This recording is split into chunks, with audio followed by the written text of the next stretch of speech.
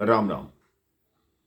जैसा कि मैं पिछले प्रसंग में बता रहा था, किस तरह श्री राम माता कैकेयी के पास आते हैं। कैकेयी माता उनको पहले वरदान के बारे में बताती है। राम जी कहते हैं, उस पहले वरदान से मेरे पिता की ये दशा हो, ऐसा हो नहीं सकता। बात प्रजावासी एकत्रित है, मेरे भाई बहन, उत्सव चल रहे हैं, ढोल नगाड़े बज रहे हैं, लेकिन लोग एक बात को देखकर चकित हैं कि अभी तक महाराज बाहर क्यों नहीं निकले। और सुमंत पहले कैकेयी के महल की तरफ गए हैं, फिर राम जी को बुला के गए हैं, फिर राम जी उनके साथ गए हैं। आखिर ये आज महल के अंदर चल क्या रहा है? किसी को यह बात समझ नहीं आई कि आज क्या हो रहा है, अभी तक महाराज बाहर क्यों नहीं आए। उधर माता कैकेयी बताती, अभी तुम्हें दूसरा वरदान मैंने राम बताया ही कहां। राम जी कहते हैं, बताओ मां। कि सुनु जननी सोई सुत बड़ भागी, जो पितु मातु वचन अनुरागी। तब माता कैकेयी कहती हैं कि दूसरे में तुम्हारे लिए 14 वर्षों का वनवास। राम जी अपने शीश से मुकुट उतारते हैं, मां के चरणों में रखते हैं, कहते हैं, बस इतनी सी बात मां। अहो भाग्य, आपने तो मेरा 4 तरह से हित किया मां। पहला, पिता के वचनों का पालन। दूसरा, आपकी आज्ञा का अनुसरण। तीसरा, भाई भरत का राज्याभिषेक। और चौथा, ऋषि मुनियों के दर्शन। मां, मेरा तो ऐसे लगता है मेरे कोई सोए हुए पुण्य जाग उठे।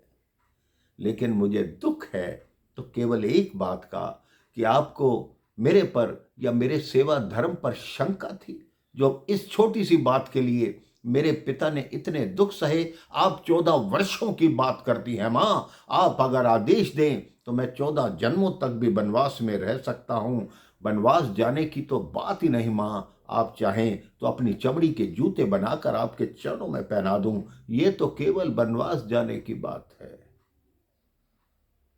दशरथ जी बोलते हैं, राम, हर पिता चाहता है कि उसका पुत्र आज्ञाकारी हो, लेकिन मैं आज दुनिया का ऐसा पहला पिता हूं जो तुम्हें स्वयं कह रहा हूं कि मेरी आज्ञा को मत मानो। तुम विद्रोह कर दो, सारी प्रजा तुम्हारे साथ है, सेना तुम्हारे साथ है। तुम विद्रोह कर दो, मुझे बंदी बना लो, लेकिन मेरी आज्ञा मत मानो।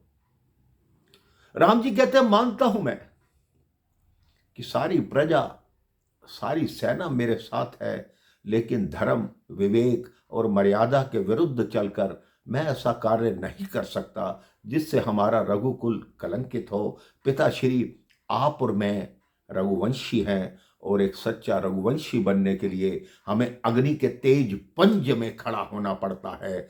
जो उससे हमारे खून में गाढ़ापन आता है, वही हमें धर्म निभाने की, वचन निभाने की शक्ति देता है। आप क्या चाहते हैं कि मैं आपसे विद्रोह कर दूं? ऐसा तो मैं स्वप्न में भी कामना नहीं कर सकता। माता कैकेयी फिर कहती है, अब विलंब मत करो राम। जितना समय तुम इनके समक्ष रहोगे, ये ऐसे ही तुम्हें रोकने का प्रयास करते रहेंगे।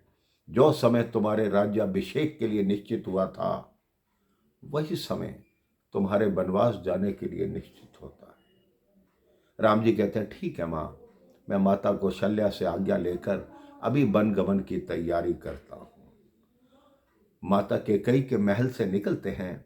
वो छत्रधारी पीछे आता है। राम जी उसे रोकते हैं, नहीं भाई, अब तुम्हारी कोई आवश्यकता नहीं। राम जी बिना मुकुट के जाते हैं, मेरे भाई बहन, प्रजा देखती है कि राम जी अभी मुकुट पहन के गए थे, अब बिना मुकुट के वापस क्यों जा रहे हैं।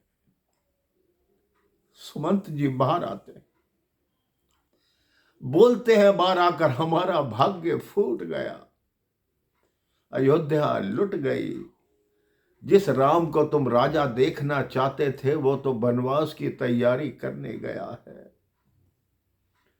जितने वाद्य यंत्र बज रहे थे, जो खुशी के उत्सव हो रहे थे, सब रुदन हो गया। वाद्य यंत्र बंद हो गए। हर तरफ दुख के स्वर गूंजने लगे। लोग कहने लगे, हाय के कई, तूने ऐसा क्यों किया? ये भरत का ही षड्यंत्र होगा, उसकी मां ही ऐसी है, बेटा ही ऐसा होगा। लोग भरत और कैकेयी को कोसने लगे। सुमन जी ने कहा, ऐसा कुछ मत कहो, अभी तो श्री राम अपनी माता कौशल्या से आज्ञा लेने गए हैं, उसके पश्चात क्या होता है ये देखते हैं। आगे की कथा मैं आपको अगले प्रसंग में बताऊंगा। राम राम, जय श्री राम।